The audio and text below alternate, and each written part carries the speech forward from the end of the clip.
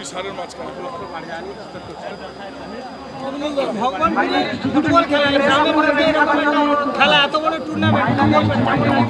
প্রতি বছরই এই যে এখানে সেবা যুব সংঘ, ভগবানপুর যুব সংঘ এখানে প্রতি বছরই মাঠে খেলার আয়োজন করে থাকেন এবং খুব গুরুত্বপূর্ণ খেলা হয়, 6 দিন ধরে খেলা, এবং এখানে বহু দর্শক হয়। আমাদের পূর্ব মেদিনীপুর জেলায় যতগুলো ফুটবল টুর্নামেন্টে আমি গেছি, আমি ভগবানপুরের মতন এত দর্শক কোথাও দেখিনি।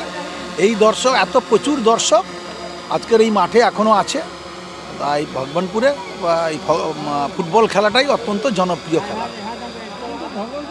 মাঠ নেই, এই মাঠটা একটা মানে ধান জমিকে প্রত্যেক বছর প্রায় 80,000 টাকা খরচা হয়েছে ক্লাব কর্তৃপক্ষ, প্রতি বছরই 85,000। মানে এইটা একটা ভগবানপুরে যদি স্থায়ী বড় মাঠ করা যায় এই ব্যাপারে সেটা নিশ্চিতভাবে আমরা কথা বলবো পঞ্চায়েত সমিতির সাথে।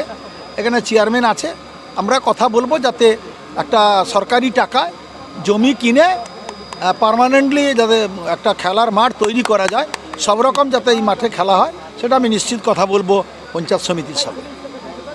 আগামীকাল কাঁথি পৌরসভার পৌরপ্রধান নিযুক্ত হবেন, নতুন পৌরপ্রধান।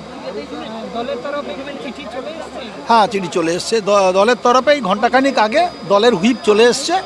কালকে 10:30টার সময় আমরা পৌরসভায় সমস্ত কাউন্সিলরকে, তৃণমূল কংগ্রেসের সমস্ত কাউন্সিলরকে ডাকা হয়েছে, সেখানে দলীয় নির্দেশ ধরিয়ে দেওয়া হবে, সেই মতনই তারা কাজকর্ম করবেন।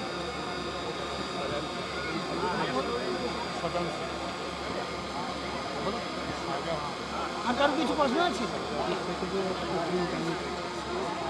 জামিনের আবেদন শাহজাহান শেখ নিয়ে জিজ্ঞেস করছি। না, শাহজাহান নিয়ে আমি যা বলেছি আর কিছু বলবো না, সে চ্যাপ্টার ক্লোজড। আমি আর সে ব্যাপারে কিছু বলবো না।